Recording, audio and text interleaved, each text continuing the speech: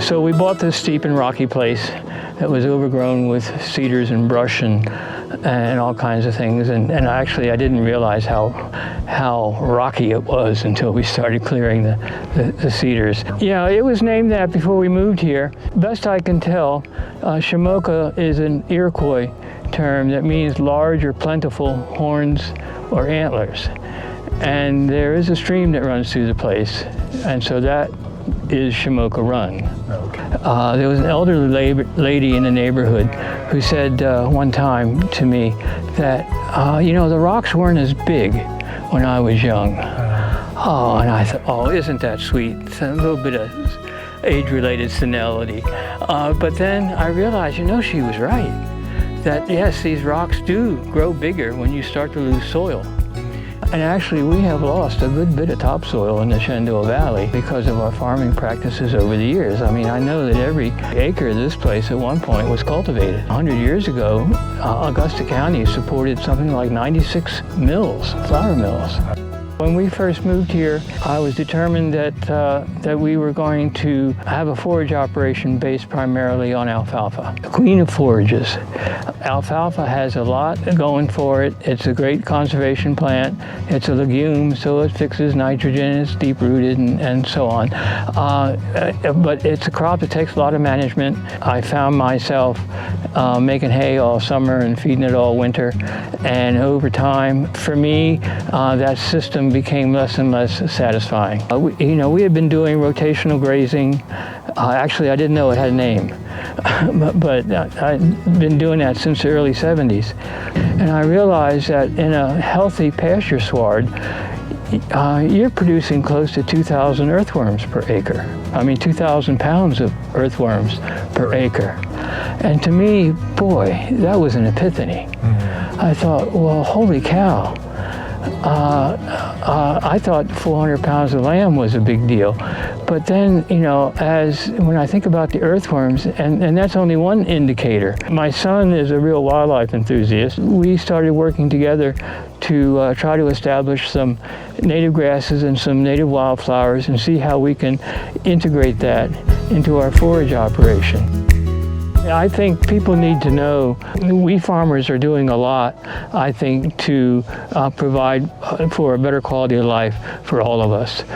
There are so many of us that are focusing on water quality and building up our soils and providing good wildlife habitat. I don't think the consumer is aware of how much we're doing with that.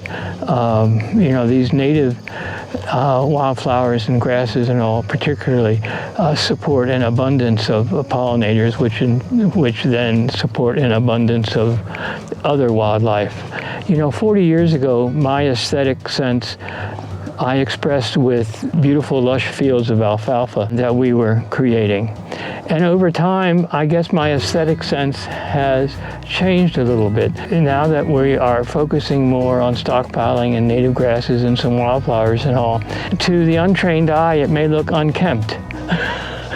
But really, it is a complex system that is working. I've learned that a lot of these, what we used to call weeds, are in fact have a real role in the environment.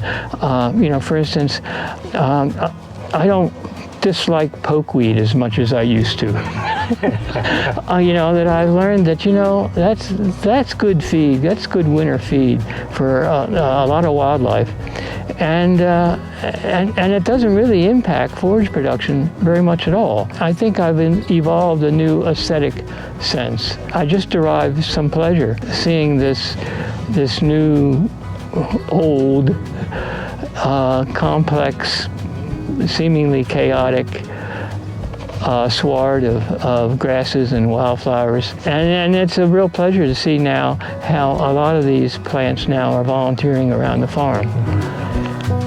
When I had that epiphany that, gee whiz, producing what we see above ground is only a small part of really what we're producing, that we are contributing so much more that there's so much more going on underneath our feet that we can't see. That is key to the productivity of the farm, just really altogether.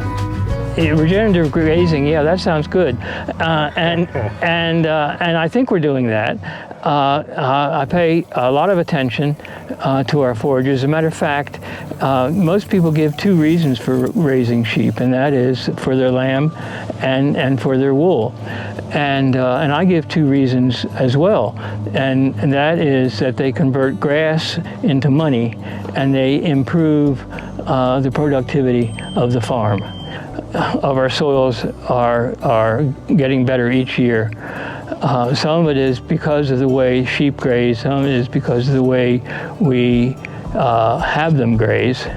Regeneration is a good way to describe what we do and have been doing, for a long time. Well, in terms of grasses, I think big bluestem as a native grass is a big bluestem and Indian grass are the forages that I think we're focusing more on now. We've also established some switchgrass, but that doesn't seem to be as palatable for livestock as some others. And I've also got some interest in eastern gamma grass. I am quite distressed, of course, like so many other farmers are, about our drought conditions currently, but I am just really pleased as to how resilient a lot of our forages are. That we focus a lot of attention on creating a healthy sward of forage, and that when we encourage those deeper rooted grasses and other plants, boy, you can sure see it. Mm-hmm. You can sure see that areas that we haven't grazed, many of them are still green, so we still have some forages stockpiled.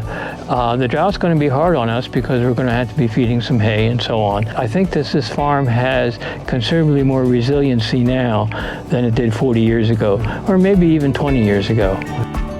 The key to making a livestock forage operation work is that you have to match the forages to the nutritional needs of the livestock.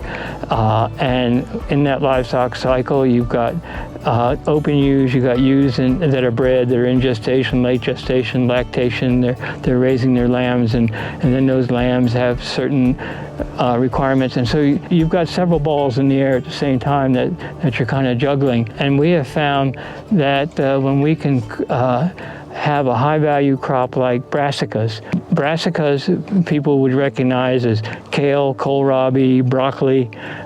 Those are all brassicas, and they are a high-quality leafy crop. Of course, the turnips also produce a bulb that the livestock do very well on, sheep in particular, and they do very well in lactation and growing lambs. So that has become our winter feed. In the summertime, those turnip fields we'll put into millet, and there are times when we've added millet and some native legumes, partridge pea, Illinois bundle flower, and sunflowers. And I think just mostly because sunflowers are just so pretty. And the sheep eat them. It makes just a wonderful mixture for grazing in the summer. The key to keeping soil productivity is to keeping the soil covered all year long. So we like it, both the winter cover, the warm season cover, come up very quickly, and they add not only so much nutrition for the livestock, but they add so much soil nutrients as well. I'm very proud of what we did when we created the Virginia Lamb Co-op.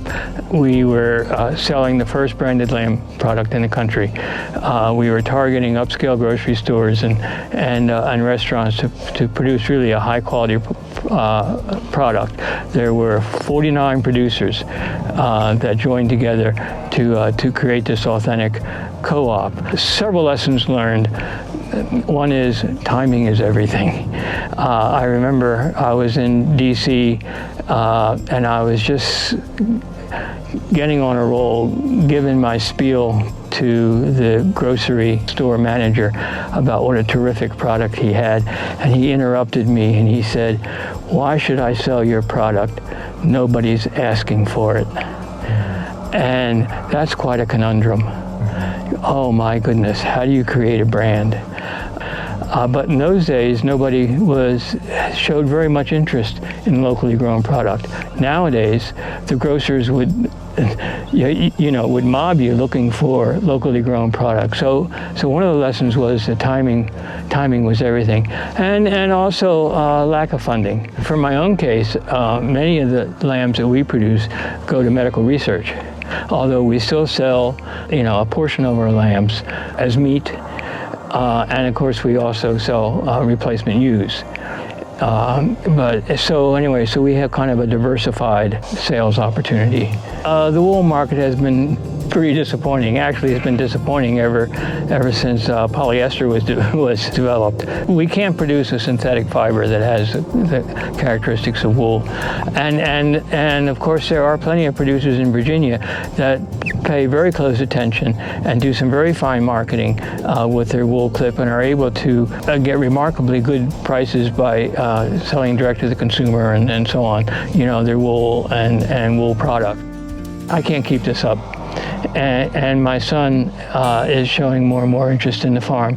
Of course, we have, different approaches to the farm, and we don't knock heads about that as much anymore. He has his way of doing things, and he's been a big encouragement in terms of converting to some of these native grasses and so on because it does support wildlife.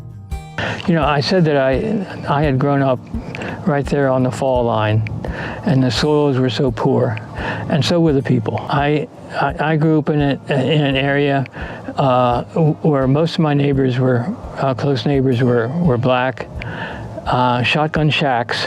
I think that was a feature of the poor quality of the soil resources. I think contribute to the difficulty of living in that area. When we decided that we had to move from there, these are Frederick Christian soils, which are, for this area, they are considered a productive soil. And I knew that even though this place was steep and rocky, I knew that we could establish an alfalfa sward on it. And I think that's one of the lessons that I learned. It was good for me, maybe early on, to eke out a living on some of the most difficult soils to farm.